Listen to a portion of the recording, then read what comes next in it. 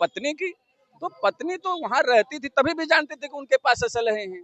तो देखिए, अपराध उसका भी होता है जो आपराधिक घटना को जान करके छुपाया हो। अगर वास्तविक रूप से आ जाएगा कि आप उनकी पत्नी थी और आपको लगता था कि ये असलहे हैं, तो आप उस समय क्यों नहीं बताएं? उस समय इसका मतलब कि आप भी उसमें सहभागीदार हैं, तो भी अपराध बनता है।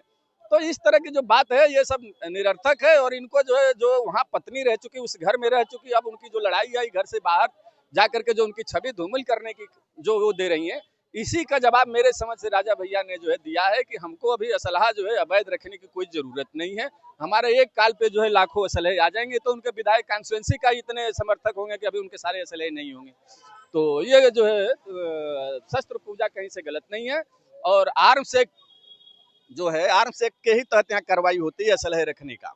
तो आर्म्स एक्ट के तहत भी अभिधिक कहीं पे नहीं है, तो यह जो है कोई दिक्कत नहीं है। और सनातन धर्म के अनुसार भी सारे लोग शस्त्र की पूजा करते हैं, जिनके पास एक रहता है, जिनके पास 10 रहता है। ये तो बाहुबल की पूजा है 10 भाई। उस दिन जो है बाहुबल की पूजा होती है, अपने जो भी समर्थक हैं, जिनको जो भी असला है उसका पूजा किया जाता है, वो तो आत्मरक्षार्थ। नमस्कार दोस्तों, हमारा नाम है रामकृष्ण शुक्ला और आप देख रहे हैं राइजिंग भारत। आज की हमारी चर्चा का विषय है उत्तर प्रदेश के बाहुबली विधायक पूर्व मंत्री रघुराज प्रताप सिंह उर्फ राजा भैया के संदर्भ में। कल दशहरा अर्थात नवरात्रि का 10वां दिन था और राजा भैया ने अपने अस्त्र शस्त्र की पूजा की। ये विषय इसलिए महत्वपूर्ण है क्योंकि कुछ दिन पहले उनकी पत्नी भानवी सिंह ने ऐसे ही बहुत सारे एक तस्वीर साझा की थी। इसमें बहुत सारे हथियार रखे हुए थे, बंदूकें थी और तमाम तरह के हथियार थे। उन्होंने कहा था ये सब अवैध हथियार हैं जो कि राजा भैया के पास मौजूद हैं। तब गोपाल जी ने कहा कि जो है आप दशहरे के दिन आकर के देख लीजिएगा, हमारे यहाँ दशहरे के दिन हथियारों की पूजा की जाती है। कल दशहरा था, पूजा की गई, भारी मात्रा में सैकड़ों की संख्या में हथियार थे, पिस्टल थे और उनकी पूजा की गई। राजा भैया ने पूजा की। इसी विषय पे आज हमारी चर्चा है। हमारे साथ एडवोकेट हैं, वकील साहब हैं, ये बताएंगे कि आखिर क्या ये सही है या गलत है, या फिर राजा भैया को लेकर क्या चर्चा हो रही है। राजा भैया का इस प्रकार से पूजा करना क्या क्या दिखाता है? देखिए, पहले चीज के राजा भैया जो है पढ़े लिखे व्यक्ति हैं, लखनऊ विश्वविद्यालय के उच्च शिक्षा ग्रहण किए हैं और सम्मानित इस प्रदेश के विधायक और मंत्री रहे हैं। और जो उनका, मुझे लगता है कि जो उनका कॉन्स्टिट्यूएंसी है जहाँ से वो चुनाव लड़ते हैं, वहाँ उनके स्वयं जो है स्वयं जाति का बहुत कम वोट है, 10-12 हजार है। और उनकी जो है फैन फॉलोइंग कारण सभी जाति धर्म के लोग उनको वोट करते हैं, चुनाव जीतते हैं। रह गई बात दूसरी शस्त्र पूजा की, तो जो शस्त्र पूजा है हिंदू धर्म में बहुत पुरानी व्यवस्था, जिसके पास जो रहता है उसकी पूजा करता है शस्त्र पूजा की। उन्होंने जो है, चूंकि उनका पहले से अपना जो है पैतृक चीजें हैं, बहुत सारी चीजें जो है पैतृक ट्रांसफर होता है। आपका भी कोई असलहा होगा तो आपके बच्चों को वो ट्रांसफर हो जाता है आसानी से। तो ये पुराने जो है असलहे हैं और नए भी उनको मिले हैं। अगर जो लाइसेंसी है तो लाइसेंसी असलहे का पूजा करना कहीं पे भी प्रतिबंधित नहीं है, लाके एक ऑर्डिनेंस भी है। जो आर्म्स एक्ट है, आर्म्स एक्ट के तहत में असलहे का प्रदर्शन पर है। अगर उसको जो है हवाई फायर करते या किसी पे चलाते तो ये आपराधिक कृत्य होता, लेकिन उन्होंने इसका पूजा किया है, तो पूजा करना कहीं पे भी कानून में प्रतिबंधित नहीं है। रह गई बात असलहे के कि इतना असलहे, तो उन्होंने इस बात को कहा है कि ये हम और हमारी जनता और समर्थकों का ये असलहा है।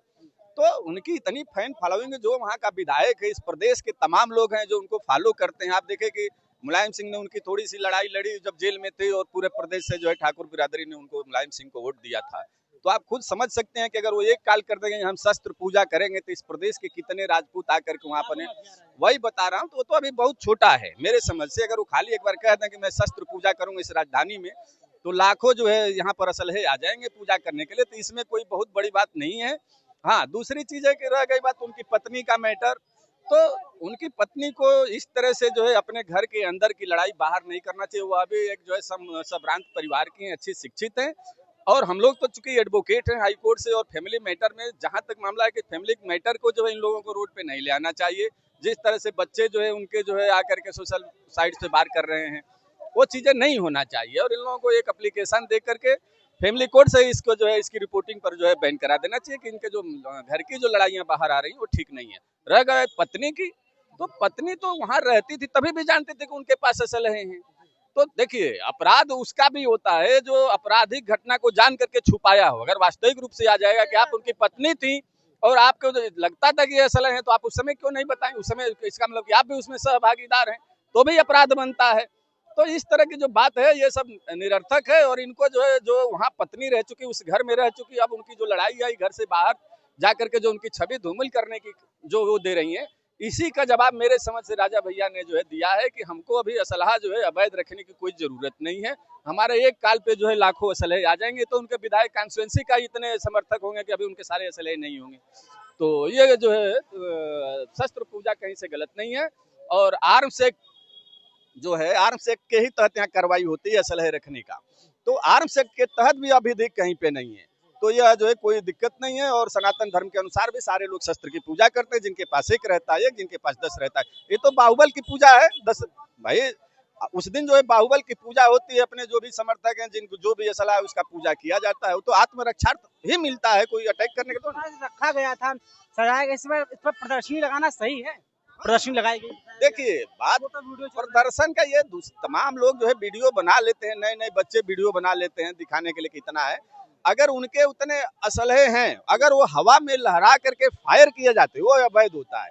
वह जो शांतिपूर्वक रख करके वह पूजा हो रहा है, उसमें देखा जा रहा है कि पुष्प दे रहे हैं, बजरंग बली के सामने रखा है, तो अपने आराध्य के सामने रखे हैं।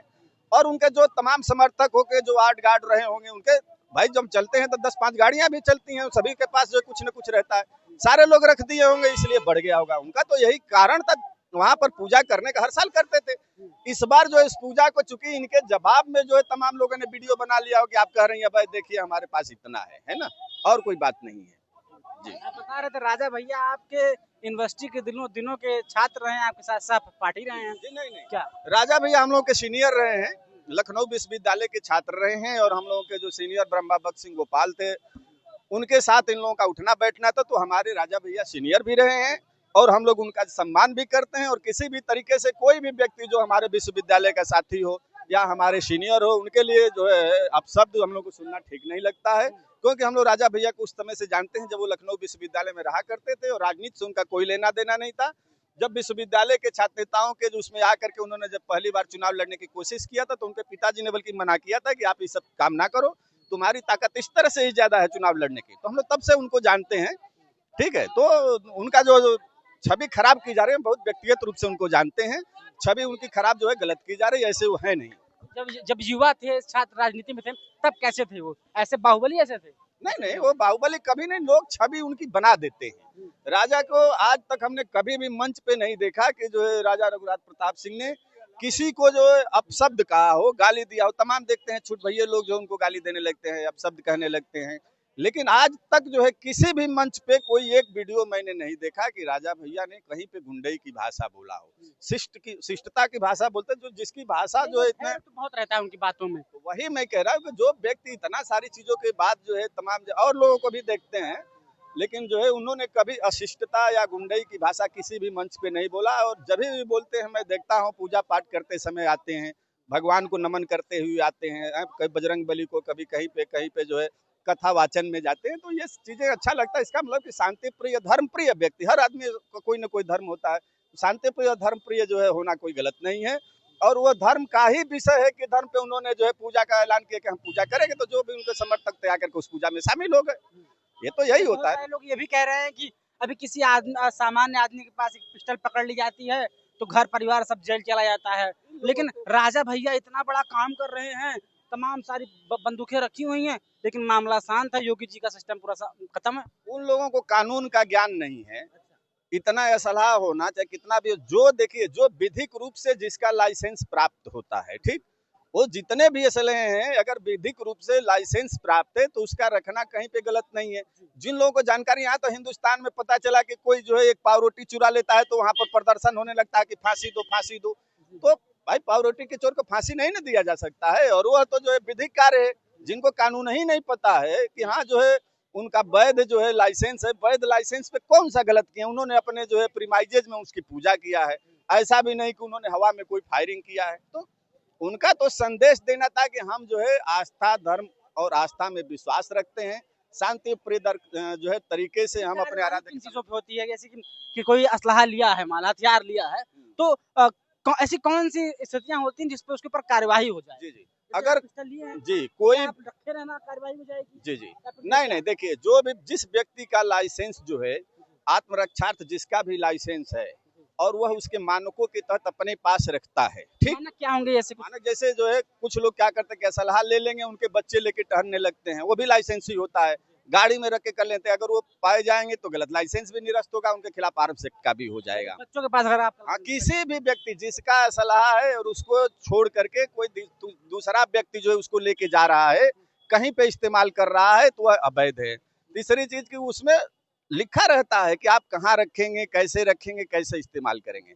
एक वो होता है कि जो व्यक्ति गैर लाइसेंसी लेकर के टहलता है, तो गैर लाइसेंसी जब पकड़ा जाएगा तो उसके खिलाफ कार्रवाई होगी होगी। यही चीज है, जब लाइसेंसी है तो लाइसेंस पे कोई कार्रवाई नहीं होती। हाँ, अगर उसका जो हवा फायर करता है, हर्ष फायरिंग जिसको कहते हैं, तो हर्ष फायरिंग पर सरकार ने एक सर्कुलर लाया कि अगर इस तरह का कोई दहशत या जो हर्ष फायरिंग करता है तो उसके लाइसेंस निरस्त कर दिए जाएंगे। यह है।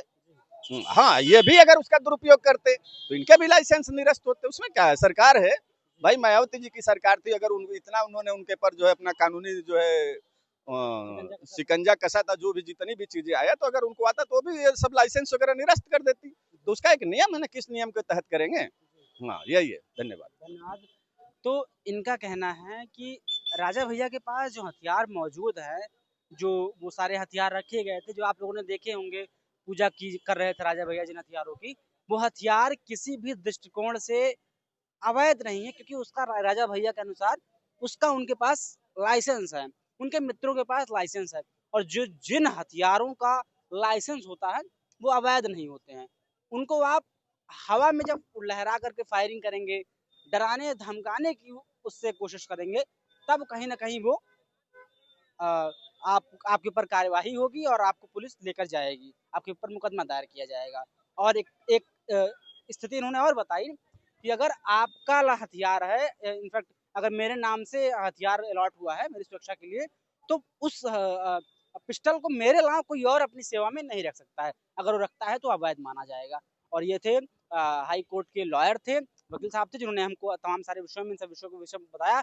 और जो है हम इस चर्चा को यहीं पर विराम देंगे, ताकि जो है हम आगे के विषयों पे बातचीत कर सकें। आपको ये चर्चा कैसी लगी, आप कमेंट में जरूर बताइएगा, और राइजिंग भारत को फॉलो करिएगा, शेयर करिएगा, और कमेंट करके आप अपने प्रश्न भी बताइएगा, या फिर अगर कोई भी क्वेश्चन हो, कोई भी सुझाव हो, कोई भी जानकारी हो, तो आप कमेंट सेक्शन में, राइजिंग भारत के कमेंट सेक्शन में जरूर बताइएगा। नमस्कार, मेरा नाम रामकृष्ण शुक्ला था और आप देख रहे थे राइजिंग भारत। जय हिंद, जय भारत।